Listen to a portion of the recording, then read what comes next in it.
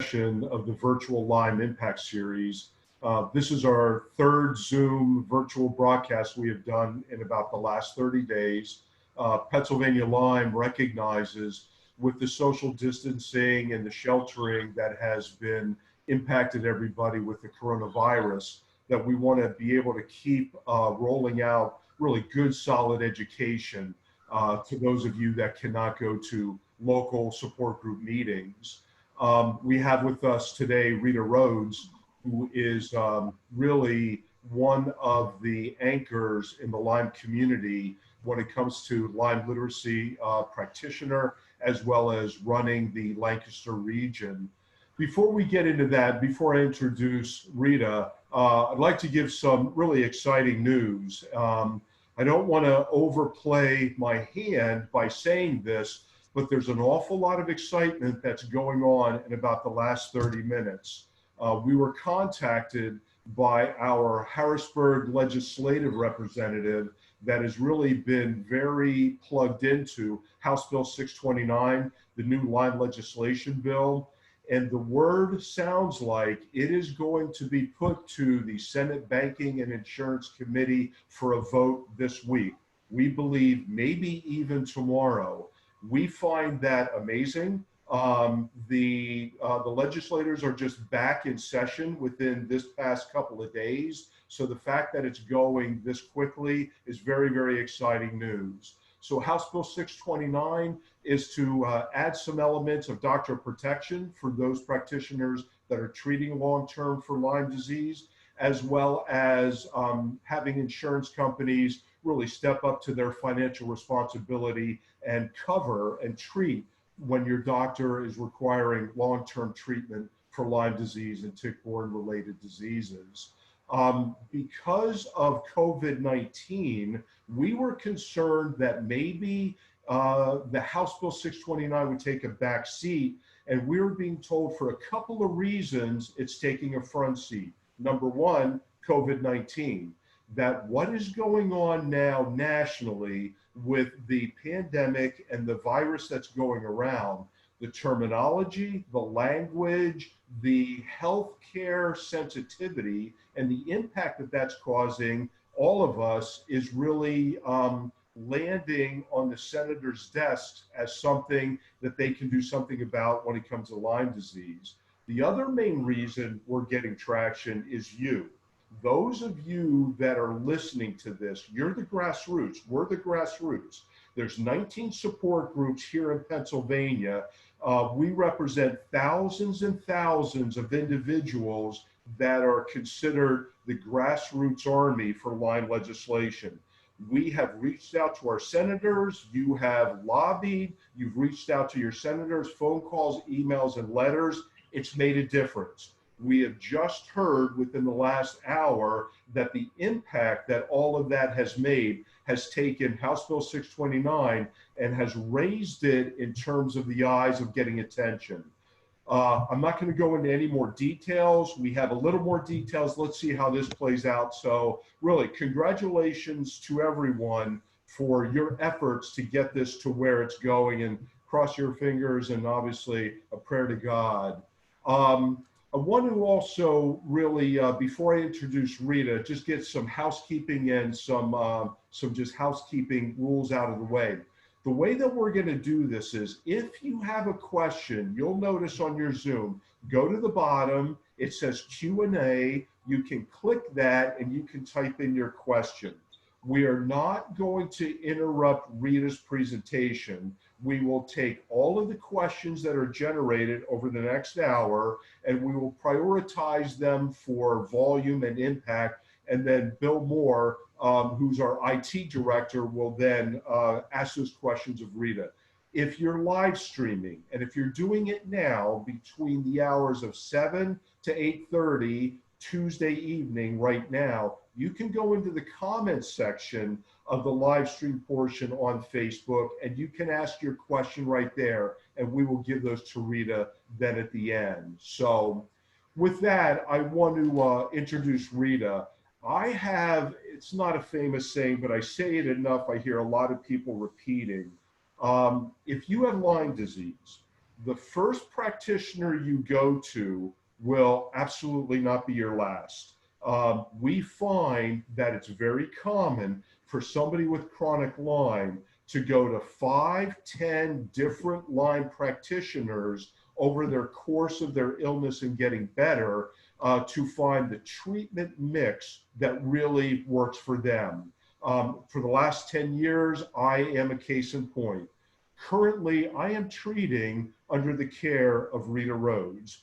There's no paid speaker's fee. I know, really, we're sorry we have no money to do that. So because Rita is so plugged in, and because we have so many individuals in the central Pennsylvania Lyme community who can really give a testimonial of getting better themselves, their spouse, their children, Rita has really a very close place in all of our heart. I know her so well that I sometimes forget some of the background that brought her to this evening presentation tonight. So Rita has a master's of public health. She's certified registered nurse practitioner, and she's a certified nurse midwife. Back in 1977, she graduated Frontier School of Midwifery and Family Nursing as a nurse midwife and as a nurse practitioner. She opened the first birth center in Pennsylvania, and she was in the top 10 of birth centers in the United States practicing midwife birthing as well as practicing family medicine. 1987, she got her bachelor's in nursing. 2005, she got a master's in public health from Johns Hopkins. In 2001, she retired from delivering babies and went to Johns Hopkins to study research for children's illnesses. She returned to the birth center in 2005 in an administrative capacity and also starting to have a specialty in Lyme disease. It all really turned for Rita in 2007. In 2007, after 2 years of trying to find specialized treatment for 2 of her children, is when she realized there is a void here in Pennsylvania for somebody that's Lyme literate. So she opened up a Lyme and tick-borne illness clinic in southern Lancaster County, Bart, Pennsylvania. She did this with Dr. Mosiani, and for those of us that are plugged into the Lyme community, Dr. Mosiani is one of our elder statesmen when it comes to elder Lyme practitioners. So the fact that Rita and Dr. Mosiani work hand in hand for over a year is really very impactful to us. 2008, she graduated institutional functional medicine. 2013, she opened her current practice, Integrative Health Consultants. She specializes in tick-borne diseases. We really have a soft spot in our hearts for her. She's a member of ILADS. She has a seat at the table. And when we come to her as patients and we ask for her input, she's actually able to direct and give input to the International Lyme and Associated Diseases Society. She speaks nationally. She speaks at most of the ILADS conferences. And with that background and really all of that care and attention that she's given our community, I just want to say, Rita, thank you very much. We're really very pleased to have you tonight. So thank you. With that, take it away. Well, thanks, Eric. You make me sound absolutely wonderful. I do want to thank Pennsylvania Lyme Resources for sponsoring these speeches, or our online Lyme support groups, so to speak, every 2 to 4 weeks. You know, I manage a Lyme support group also, and it's really been sad to not have that getting together of Lyme patients and being able to share. So this is a great way. I've tried to make sure that my usual attendees got invited so that they can participate also. So let me get on to sharing my screen, and hopefully this will go without a hitch. One never quite knows. You are screen sharing, or am I really? Wait a minute, it says I'm screen sharing. You are, Rita, but I see your Zoom. Yeah, there you go. You're good. There it came. There it came. So it's when you get a tick bite, what do you really get from that tick bite? I must admit, every time I see the newspaper articles and the television, and they're talking about how much Lyme is rising and how many tick bites there are, and did you get Lyme, and not a mention of the other tick-borne illnesses. I also get really annoyed when a patient says, well, my doctor said it wasn't attached for very long, so I don't have to worry about Lyme. And besides that, it wasn't a deer tick, so I really don't have to worry about anything. And I'm like, what about all the other infections that other ticks carry? So I got into it, as Eric mentioned. These are my two middle children, and they were the first ones in my family that I know were affected by tick-borne illnesses. So the one on the left is Jay. He's a chiropractor now, so he did recover from his very severe neurological Lyme, went on to get his doctorate, and he's been in practice in our office suite now for 6.5 years, I believe. Rosita on the right, I think several of you've met her because she volunteers at Lyme events. She has gone on to become a medical assistant and works full-time in my office. She still struggles with some of her tick-borne illnesses. The difference in the two of them, she was 9, he was 11 when they got ill. And of course, years of testing, years of illness. They were 17 and 19 when my light bulb went off. And I started looking more and more into Lyme as one of the possibilities. But Jay was very, very, he's got that type A personality. He's a doctor now. He's, if I was told to take this medicine, I will certainly take it every day. And he was very, very faithful for years. Rosita, on the other hand, is a more bubbly, a little bit more carefree personality. So she was a little slack some days in her Lyme treatment. And so she still struggles on and off. And she will tell any patient, stick to the treatment when you're a teenager. Don't ignore it, because you'll wish when you're in your 30s that you had done it right the first time. So there's all kinds of ticks. There's the dog ticks that, of course, I knew about when I was a child. There's the deer tick, which is what we're so worried about. And there's the Lone Star tick, which gives you a very Lyme-like illness, but it's called Borrelia lone starri. It is not Borrelia burgdorferi. It most likely will not turn up positive on a traditional Lyme test. And this tick is associated most with the meat-based allergies. There's also other ticks. There's groundhog ticks, woodchuck ticks, Asian longhorn ticks, and more. This is a Hermsite tick that before and after feeding.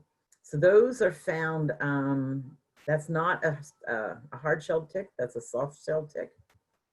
So when you're talking about Lyme, the most important symptom, or the most common symptom that people think about, is the bullseye rash.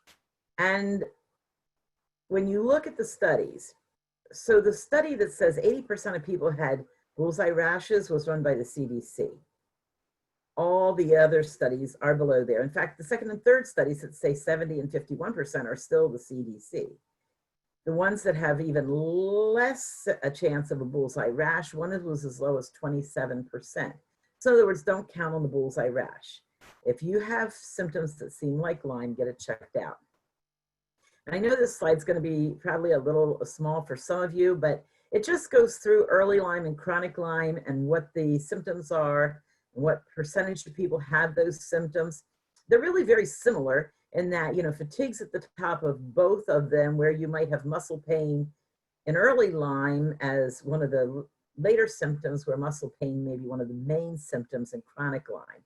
So it just goes through the various different things you can have happen with Lyme disease. So Lyme is Borrelia burgdorferi. Lyme is not other Borrelias, such as Myamote starri. Bartonella is not Lyme. Lyme is a spirochete. Bartonella is not. There's approximately 30-some strains that we know with Bartonella. There's Ehrlichia and Anaplasma. There's Q fever, Rocky Mountain spotted fever, tularemia, brucella, mycoplasma, toxoplasma, many strains of Babesia, Protomyxo rheumatica, viruses such as Powassan and Heartland virus that are deadly. There's also a tick-borne encephalitis virus. And then there's filaria, which are little tiny microscopic worms. And actually, a tick can have those filaria in their tummy. The Lyme can already be inside the filaria when they inject the filaria into you, and just think how they can swim around. I have patients with every last one of these infections except the Powassan and Heartland viruses. I have people with the tick-borne encephalitis virus, but not with Powassan or Heartland. Okay, so soft ticks have more of the Borrelia relapsing fevers. So if you have one of these, you also are probably not going to test positive on a traditional Lyme test. So Borrelia bacteria that cause the tick-borne relapsing fever are transmitted to humans through soft ticks of the genus Ornithodorus. So I don't know if you noticed that Hermsci said O. Hermsci, and that's because of the Ornithodorus. These are soft ticks. That would be dog ticks. Well, they would not be dog ticks. They're a little bit more hard, but some of the other ticks, I think groundhog ticks might be a little bit more soft-shelled.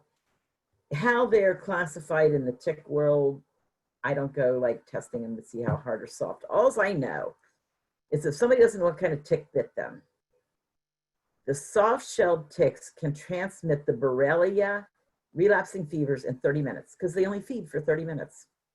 That's all the longer they feed. And you usually will not feel the bite. They often bite you at night. They're found in cabins that haven't been inhabited, caves. So if you're like kind of a backpacker or a camper, or even go to the cabins in the mountains, that's the sort of place where they live. They come out at night, bite you. You never know it. They're gone in the morning, and you have no idea why you got sick. Borrelia relapsing fevers. So that was the one we talked about earlier was Hermsci. That's usually higher altitudes. Although I have my doubts on that being the only place because I do have people with Hermsci who have not been at high altitudes to my knowledge. Parkeri is a little bit lower altitudes. They're in caves and burrows. And then the Turricatai, I don't think I have anybody with Parkeri. I do with Turricatai. Occurs in caves and underground squirrels or prairie dog burrows in the plains regions of the Southwest. Well, guess what? They have got to be here in the Northeast because I have patients who haven't been to the Southwest who have Turricatai. Soft ticks can live a very long time. So the same tick who has Lyme, or a Borrelia, I should say, could come and bite you many more times, and their eggs can be infected when they're born. So just think it could have 20 litters of infected babies. And this whole thing on these ticks comes from the CDC website. So it is not unknown to them that Borrelia can be transmitted in 30 minutes. Co-infections. So the babesia is one of the most common ones. That's where you get the night sweats, the air hunger, anemia. Babesia venatorum causes a flu-like illness, jaundice, and possibly death. It's been found in Russia and China. I haven't heard of it in the United States, but it's just a matter of time because Miyamoto, was in Japan and then Russia and then Europe. And oh my goodness, now we have it in the United States for several years.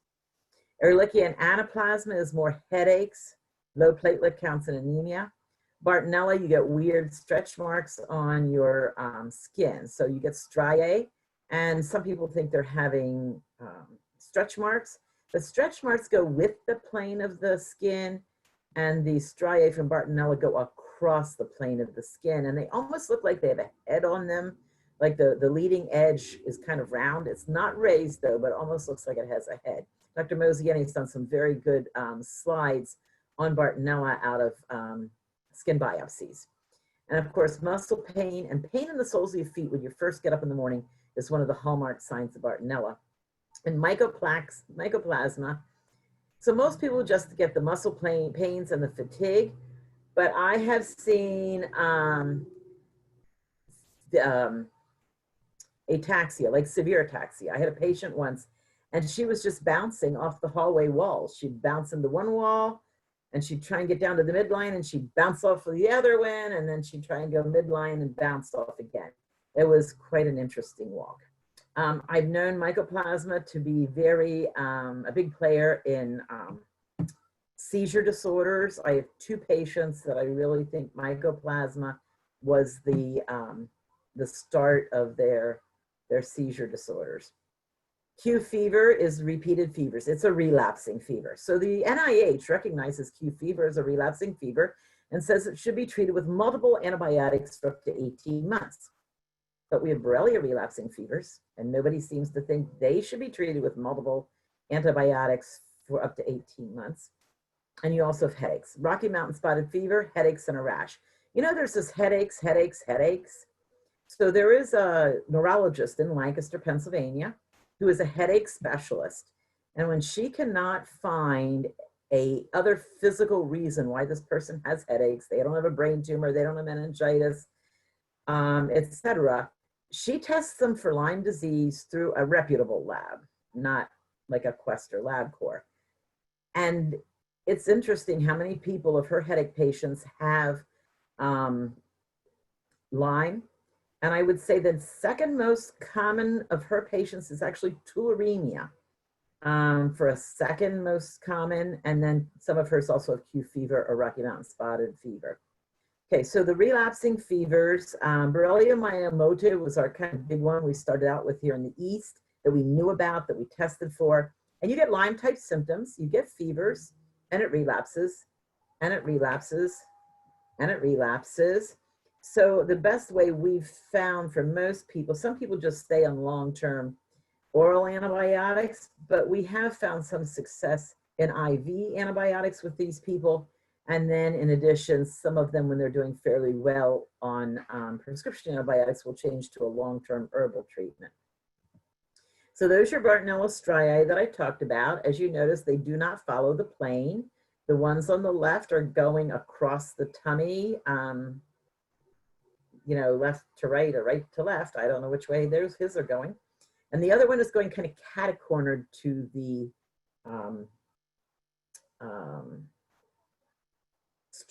plane of the skin.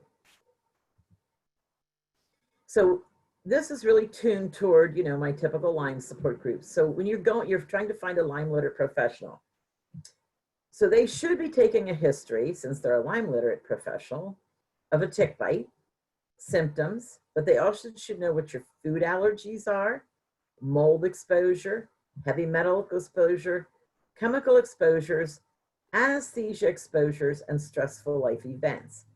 Because the tick bite could have been years ago and you had a really good immune system and you held all the symptoms at bay, and then you had surgery. And people go, you know, ever since I had my appendix out, I just never recovered. And that was like 2 years ago already. And I'm thinking, you did not recover from that. That left your Lyme loose. Your body can only take care of so many things at once. And the anesthesia exposure will often just kill your gut. So sometimes we're dealing with a gut issue of replenishing the probiotics. So you should also be getting a history and physical. Make sure that they're also, if you're having fatigue, they should be checking your thyroid indicators. They should be checking your adrenal indicators, because infection is going to make every gland in your body act abnormally, and you really get a hit to the thyroid and adrenal function in Lyme disease. Neurological exams. So, you know, people say to me, well, you know I have Lyme because, okay, well, maybe they do and maybe they don't. You can have an abnormal neurological exam from Lyme or a brain tumor or multiple sclerosis or any number of other things. Brain fog can be from any source of inflammation, fatigue, stress. It's not just Lyme. Bell's palsy is usually Lyme. However, I have seen it with a virus once, and I think there was once that somebody thought it might have come from their mycoplasma. But anything that can affect the neurological system can cause Bell's palsy, but we mostly see it with our Lyme patients. Then there's the ataxic gait, the walk with a wobble. It can be Lyme, but as I said, I saw it with a patient with mycoplasma. It could be Bartonella, it could be a tumor, it could be a spinal column out of alignment. Okay, it doesn't have to be Lyme at all. Romberg's. So Romberg's is when you close your eyes and put your arms out and try to stay standing up. Well, if it's considered a positive Romberg's if you start falling over. And it can be seen with any of the above neurological things. And it is one of the things we look for in Lyme disease, but that's far from the only thing that causes it. Weak legs.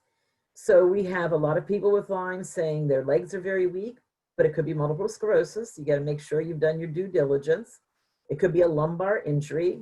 They could even have some sort of another muscular problem that's genetic.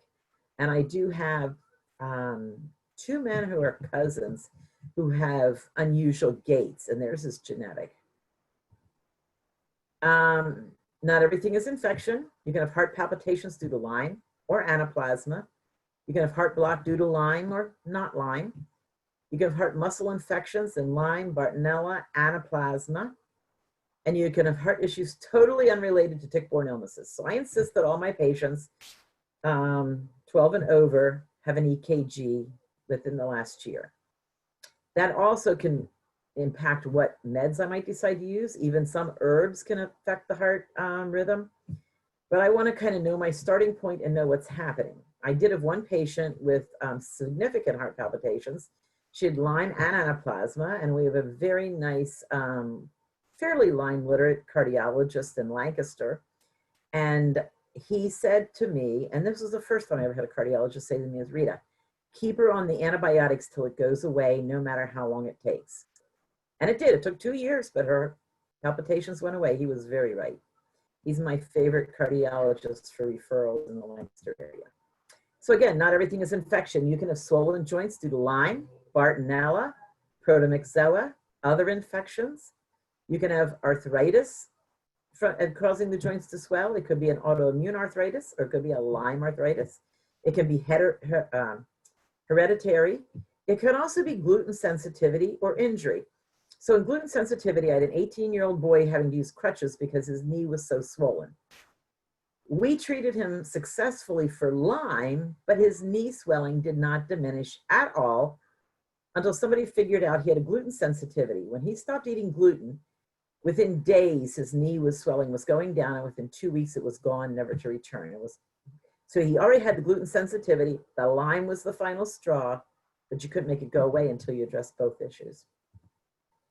So testing, we use the Western blots at Medical Diagnostics and Igenix for the most part. Igenix has antibodies for the tick-borne relapsing fever and other Borrelias. Medical Diagnostics, in addition to Borrelia burgdorferi, has Borrelia afzelii and Borrelia guarani antibodies now.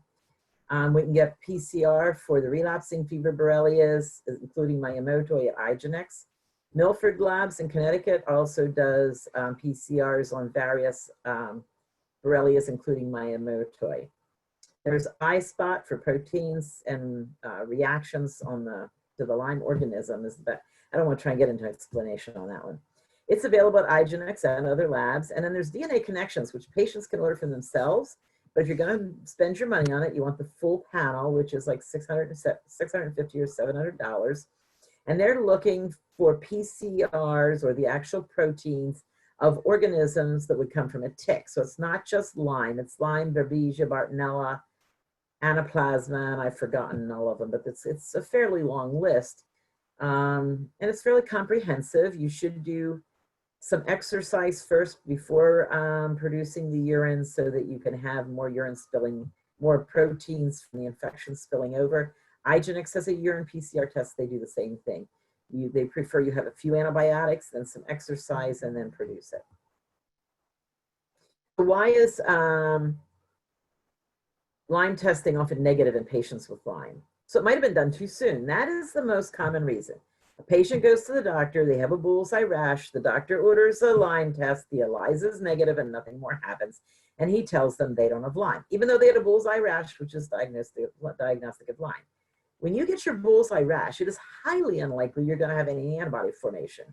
They should have learned in medical school in their immunology courses that you're not going to have any antibodies to a significant level till about 3 weeks, and it could be 6 weeks. So if you're not doing it long enough after the tick bite, you're going to get a negative. And of course, they don't usually do a Western blot if the ELISA is negative. I have lots of patients with positive Western blots and negative ELISAs. Then you have traditional testing in your hospitals, LabCorp, Quest, the Health Network, etc. They do not include bands 31 and 34 in your Western blot. So there's a long story of why they don't. And I think it's on a different slide, but that makes them less accurate. 31 and 34 are very significant late early Lyme bands. And it might not be Borrelia burgdorferi. It might be a different Borrelia. These tests are only made for Borrelia burgdorferi. Okay, so Eric Gordon has this whole thing on Lyme antibodies. I'm not going to go into it in detail, but there you'll see your 31 and the 34 bands. And again, when they did their initial research to set up the tests, 31 and 34 were not included. because they appear a little later and they didn't realize they were important. And then once they realized how important they were, they still didn't want to put them in because they're the ones being used to develop Lyme vaccines. So of course, everybody gets the vaccine and everybody's positive for 31 and 34. So we can't count them as diagnostic of having a new case of Lyme, except hardly anybody's been vaccinated. And then the very last one, it says there are people who do not make antibodies or they are tied up in complexes so that the Western blot is falsely negative. So I have a patient who was under Lyme treatment for years before she came to me, then she was on for me, and she finally reached the point where she said she felt pretty good and she wanted to go off of her antibiotics. I said, no problem with me, because it was her choice that she wanted to be on that one. So she went off and within 3 months she crashed. So we did her Lyme test everywhere we could think of, including IGeneX, medical diagnostics, and advanced labs for a culture. Well, what was interesting, even at IGeneX, she had absolutely no bands of fighting the Lyme. There were no bands present, no antibody. But the culture was so full of Lyme, they could measure it in 10 days instead of 4 months. She was overrun with Borrelia and was making no antibodies. Her body had stopped. So you need to make sure you're getting tested for other things. There's Babesia microti, Anaplasma, Epstein-Barr, CMV, HHV6, Mycoplasmas, Bartonellas. That's just part of the list at medical diagnostics. Quest and LabCorp, where I tend to do whatever I can there that I feel is accurate. So there I get the tularemia, brucella, psittacocci, Q fever, Rocky Mountain spotted fever, Ehrlichia, toxoplasmosis, strep A and strep B, and Coxsackie. And we've been surprised by some of the people with strep who had no idea. IGeneX, I do the Babesia duncani, although Quest and LabCorp have re-added their Babesia duncanis lately. Babesia fish at IGeneX, Ehrlichia, Anaplasma, Bartonella, and Bartonella fish. And they do the speciate for one of the more expensive Bartonella tests, will speciate it further than Henselei or Quintana. Galaxy Labs has Bartonella titers and cultures. The cultures, you really need to culture more than a month.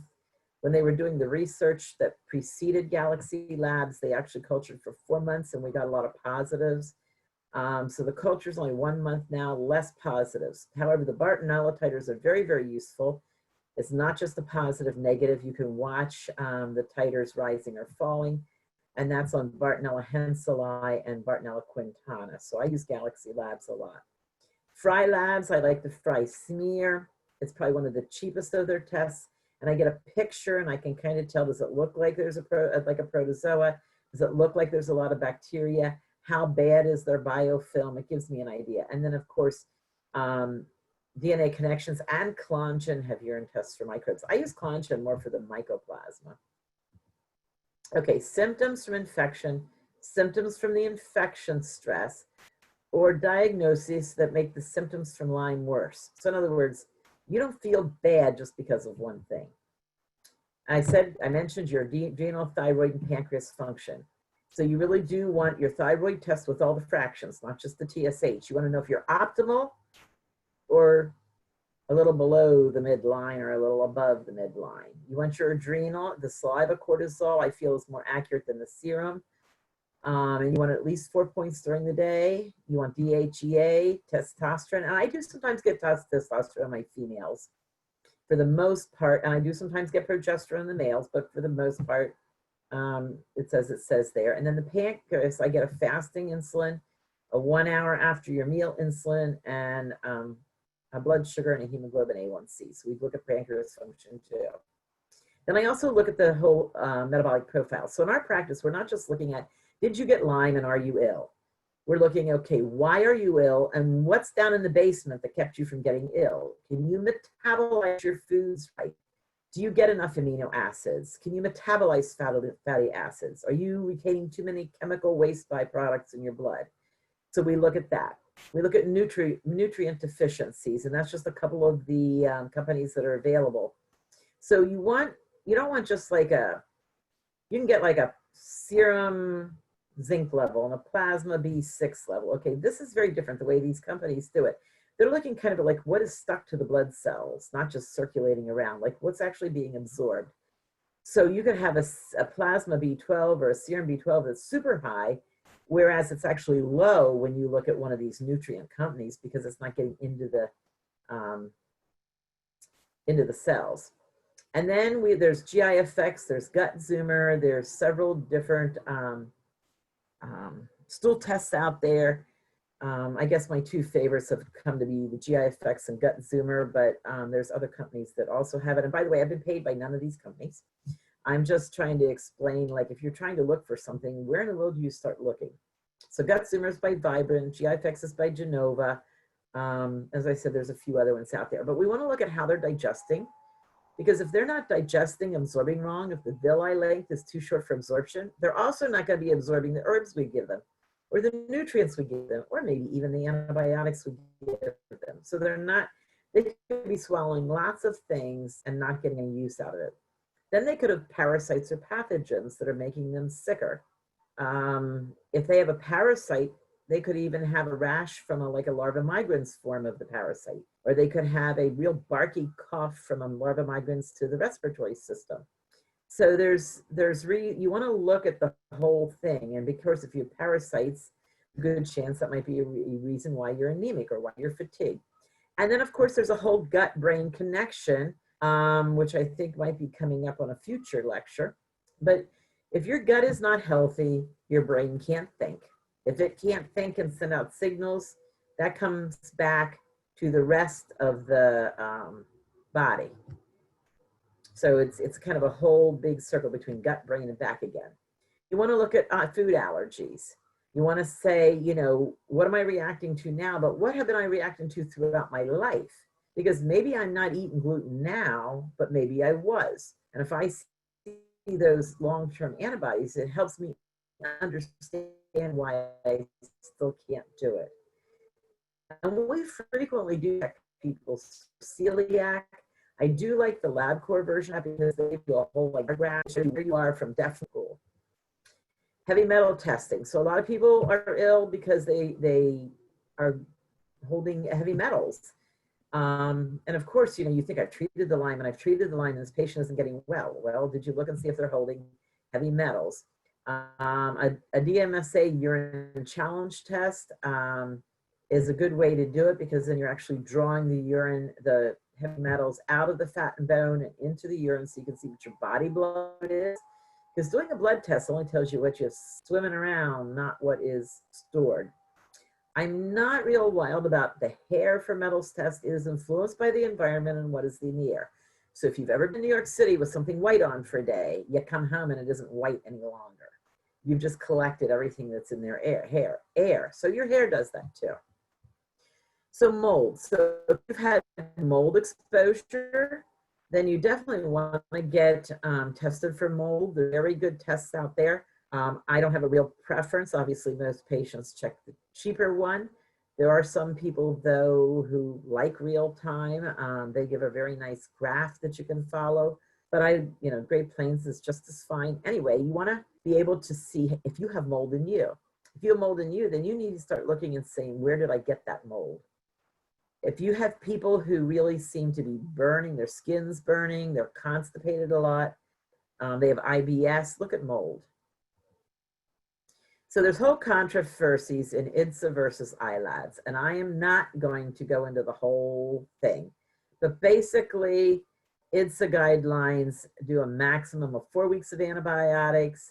When the National Guidelines Clearinghouse was still available, their guidelines have actually been removed for being outdated.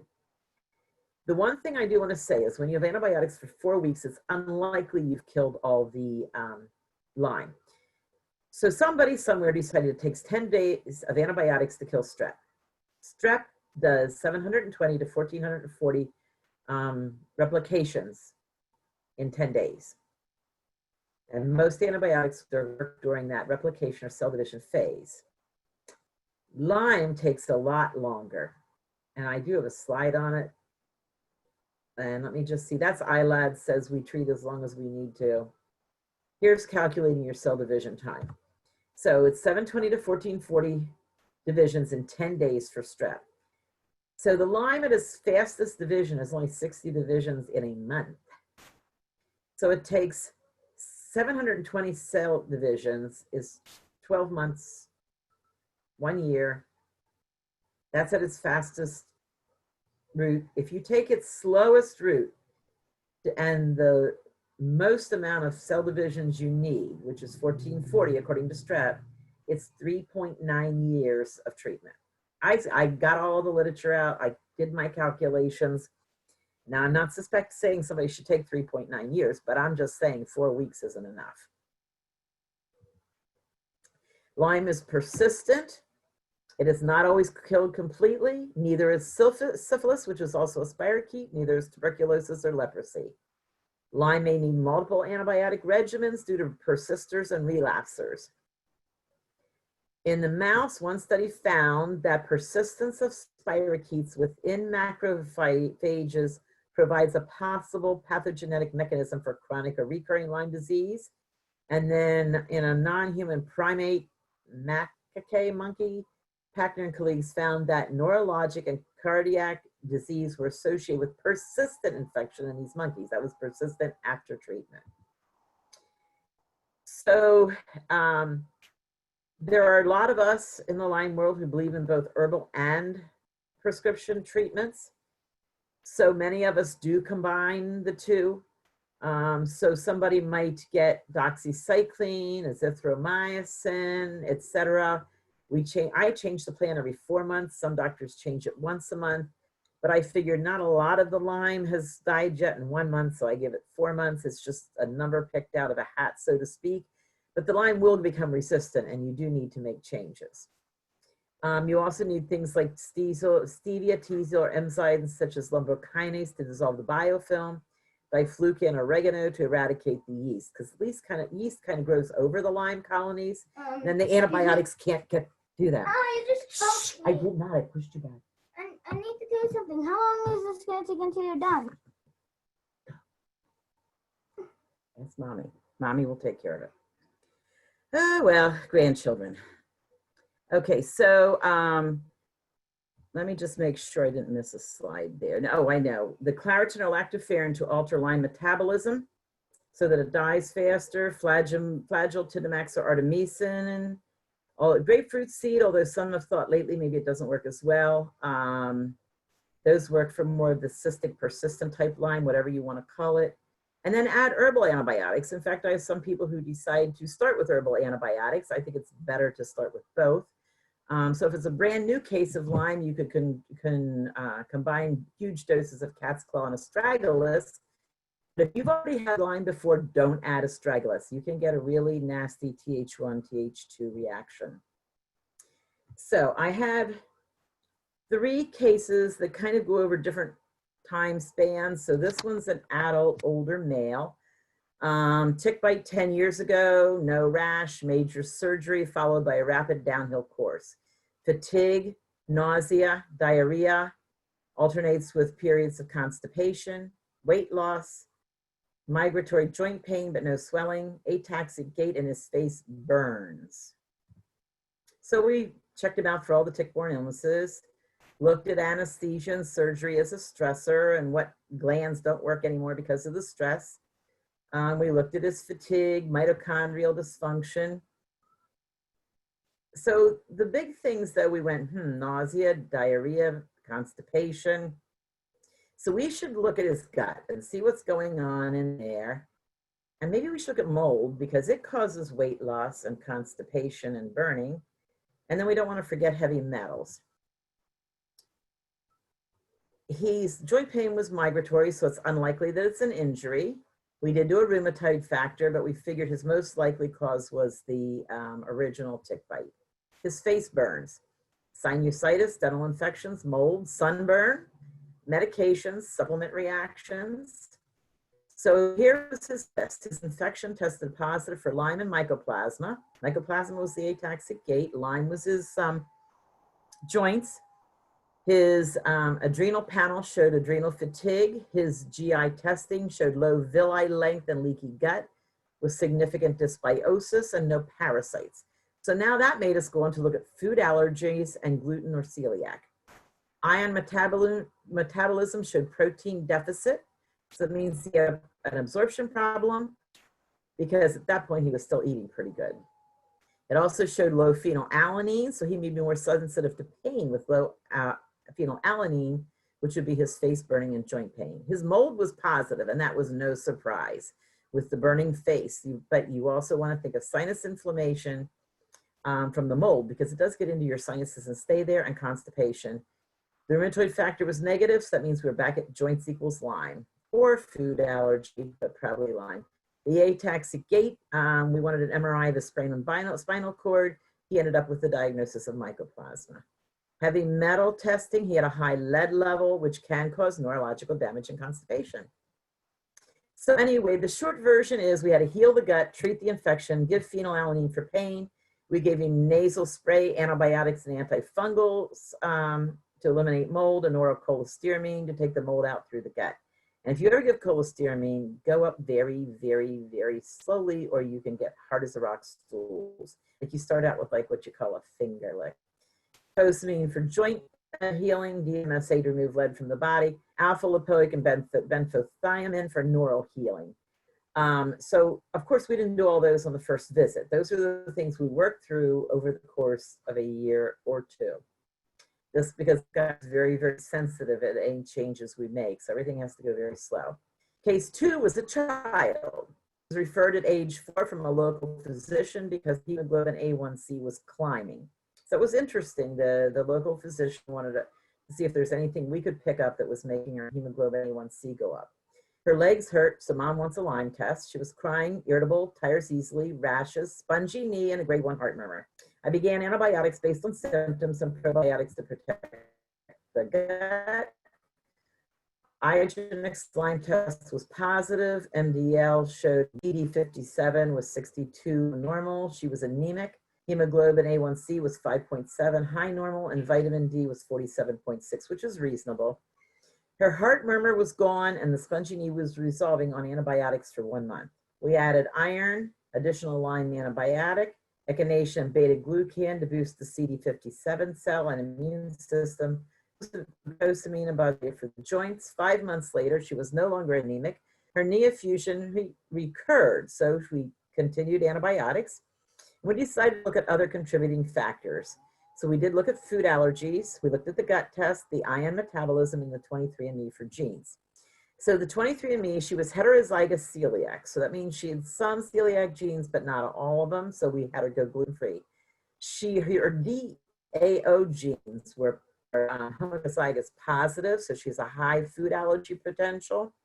And she was very high risk for autoimmune conditions. She had the MTHFR-AC heterozygous, which is about like 60% of our patients. But that does make you at higher risk of autoimmune. It's not all about Lyme. You've got to look at all the rest of the body.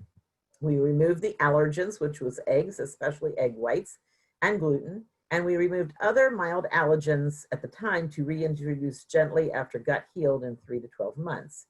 So just look at the different ions we did with her metabolism. She was low 57 grams in protein. After we worked on her gut further, she was low 35 grams.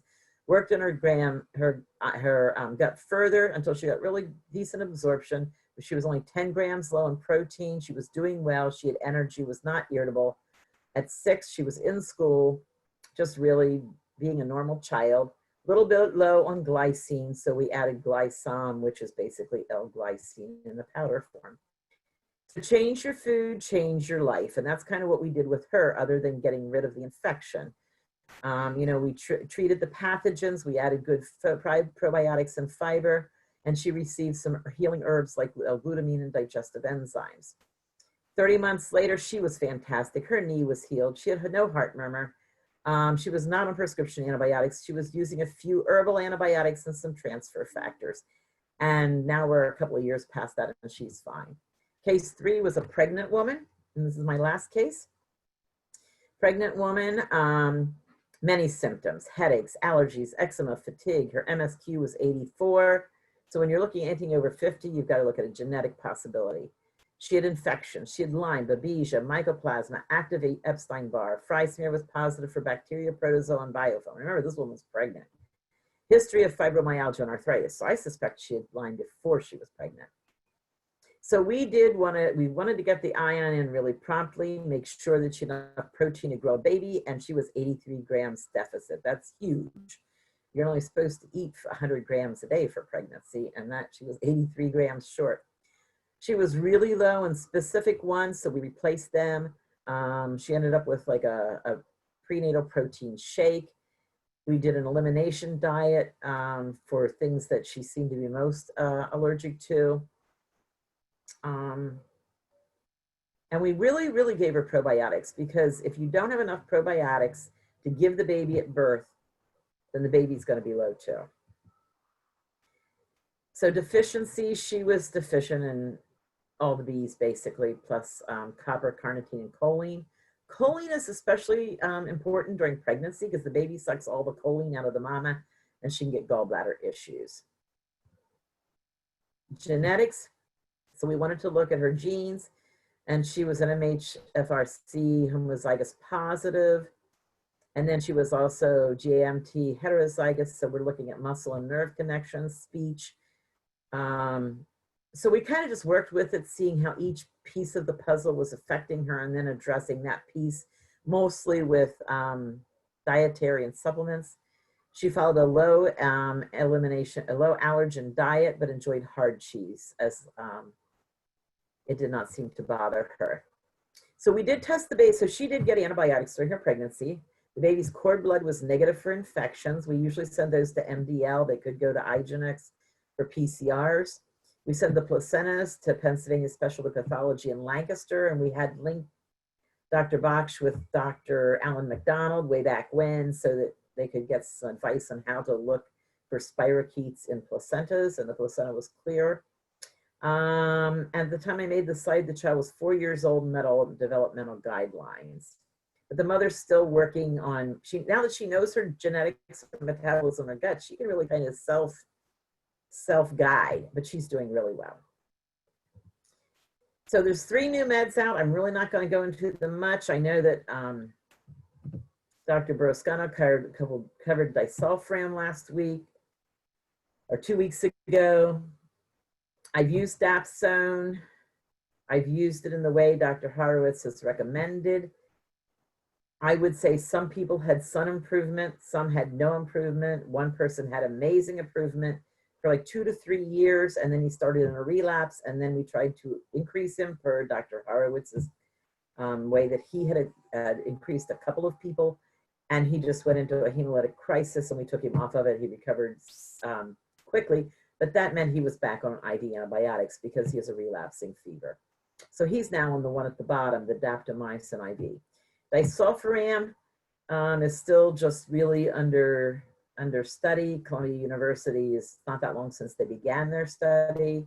There are the papers by Dr. Ligner. I don't have a lot of patients wanting it because when they find out that they have to stop their tinctures, they're scared to do that. When they find out that they can't have this food or that food, they can't have an occasional glass of wine, they can't, whatever. I would say the majority, I have 2 people who are right now going through some pre-steps to be able to use disulfiram, but the majority of the people don't want to be that regimented in what they can and can't take. Daptomycin was Zhang's out of Johns Hopkins. He said to use it with doxycycline and IV cephalosporin. We do have several people on that treatment. And for me, daptomycin has been a real game changer. It has really, really cut down on symptoms. It's almost like the patient is a new person. However, we haven't figured out yet how long you have to be on it, because the first person we took off at 1 month, they relapsed a little. The second person we took off at 2 months, and she relapsed big time within weeks, put her back on and did 6 months, another, in addition to 6 months. Doing really fantastic, took her off of it. She crashed within weeks, she's back on it. Nobody really wants to take her off of it because she is great on it.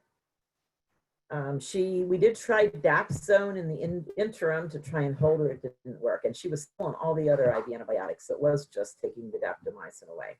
There's new herbal things out in the study from Zhang and Johns Hopkins of herbs that work. Many of them we all are already using, such as cryptolepsis, black walnut. I use a lot of artemisinin. I use cat's claw.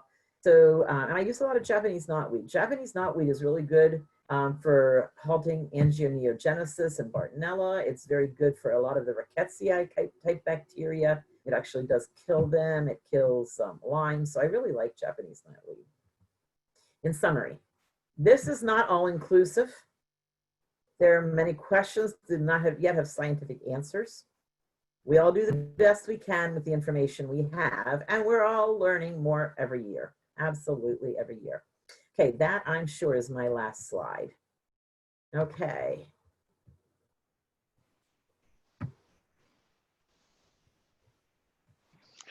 Okay, Rita, we have a couple of questions coming in. The first person says, fantastic presentation, Rita. And this person wants to know, do you use, I saw it on one of your slides, cryptol, I'm sorry if I can't pronounce it right. Cryptolepsis. Cryptolepsis, yes, thank you. Do you use that? And if so, what dose for Borrelia or protozoal infections is the question. Okay, so I do use Cryptolepsis. The only form I use it in is as Crypto Plus from Research Nutritionals. I own their stock in the company, but it's a Cryptolepsis where I know that it has the correct science behind it, the correct dosing. And I will go up to 30 drops twice a day on it. I mean, I don't think they have a maximum that's considered safe, but I think the 30 drops twice a day is a little more than what they recommend on the bottle, but that's how high I've done. I use it in Babesia, other protozoa, cystic Lyme. It's good for parasites in general. Very good. We have a second question. Can you give daptomycin without having a PICC line? Well, if you want to stick yourself every day to give the IV antibiotic for about 60 days, which to me, I mean, we have people who, go home with an IV line just, in one of their peripheral veins because they want to give themselves the second Myers we've mixed tomorrow or something. And their PICC lines not the PICC lines, their peripheral lines rarely last more than 3 days. Every now and then you'll have one 5 days. But you're not just saying daptomycin. If I'm giving daptomycin, I'm also giving IV doxycycline and one of the cephalosporins. So traditionally, I start with IV Rocephin. The next month, I add IV doxycycline. The next month, I add daptomycin. So Rocephin and doxycycline are twice a day. Daptomycin is once a day. So you're getting 5 IVs during that day. Your peripheral veins are not going to tolerate it. Then about 4 months in, I change Rocephin for ceftriaxone. I mean, not ceftriaxone, that is Rocephin, to ceftadizine. And I'll get like a whole nother Hertzheimer reaction. And then I have on 1 or 2 people tried ceftapine because that seems to be used by some people, but I haven't found any of my patients that feel they've gotten a further Hertzheimer from the ceftapine, nor that they're improving further. In fact, 2 people asked to be put back on ceftadizine because they felt that's where they did the best. And then I add in some IV Flagyl a few days here and there just to keep the cystic line down, plus all the oral stuff they're on. But so no, I wouldn't recommend at all trying to do it without a PICC. I mean, a PICC line is really not that big a deal if you've worked with them. I mean, you go to the hospital, they stick it in. It's pretty smooth for most people. You walk out the door, a nurse comes to your house, takes care of the PICC dressing, shows you how to flush the line and give the IVs. I finally got my husband convinced to put a PICC line in because I was tired of sticking him. And he is so happy he has it. All right, if we have any other questions out there, please let us know either through Facebook comments or through the Q&A in Zoom. Currently, we don't have any more questions.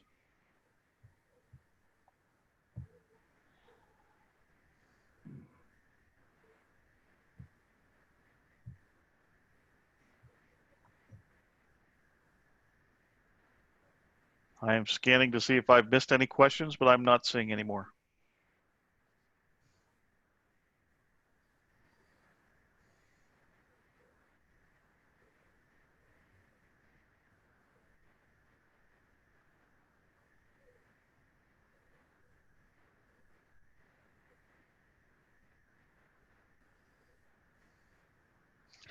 Eric, while we wait to see if there are any more questions come in, would you like to talk about what we have coming up for our next PA Lyme Virtual Impact Series session?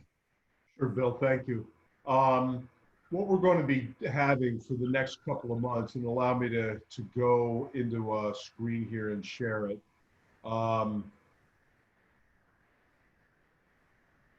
Hopefully that allows everybody to see it. What we decided to do is hold a virtual Lyme impact session on the second Tuesday of every month.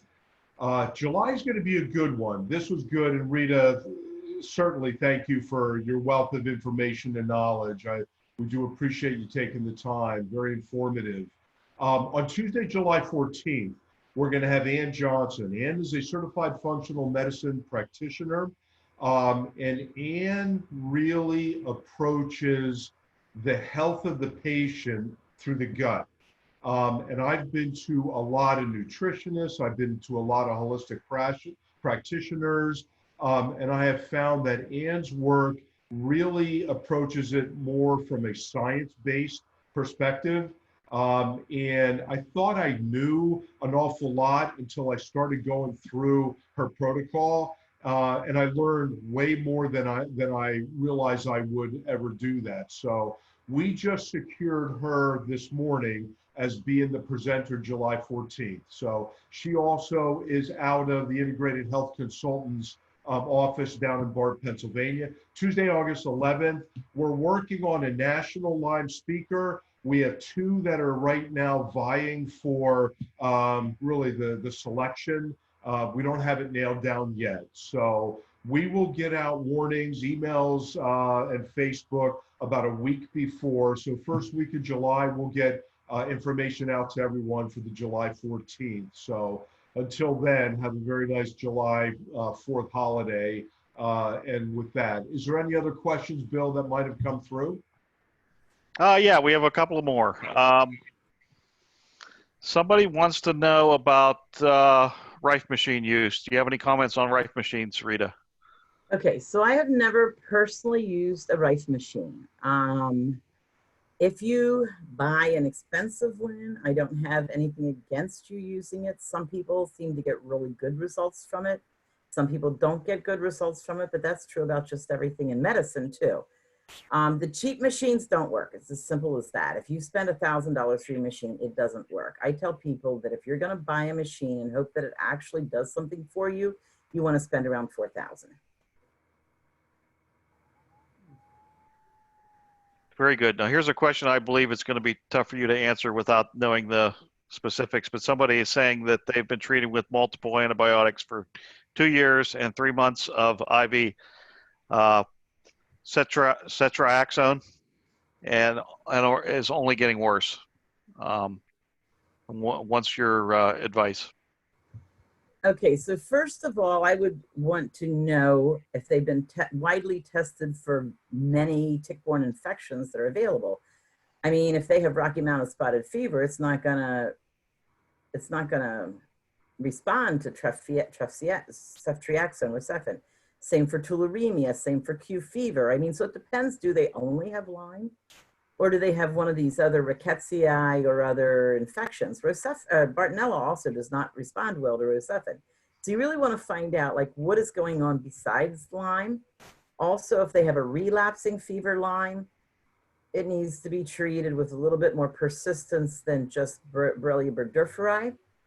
And I would say before daptomycin came out, I was more likely to just keep on kind of hammering the person with the Rocephin, maybe add some doxy, you know, hoping it would finally get through. It's the daptomycin that's made the real change, is adding it to it. And I will use azithromycin on some people, especially if they're allergic to Rocephin. But once I start the daptomycin, they have to go off of azithromycin. They're in the same family. Well, thank you. Very good. I think that's all the questions we have. So I think we can wrap it up from here. Rita, thank you very much. You're welcome. I really enjoyed it. And you know, I was really glad you mentioned Dr. Mosiani at the beginning, because if not for him, I never would have taken this path. We're very thankful that you did. You're a blessing to our community. So thank you. Thank you. Thanks, Rita. Bye-bye. Good night, everybody. Good night.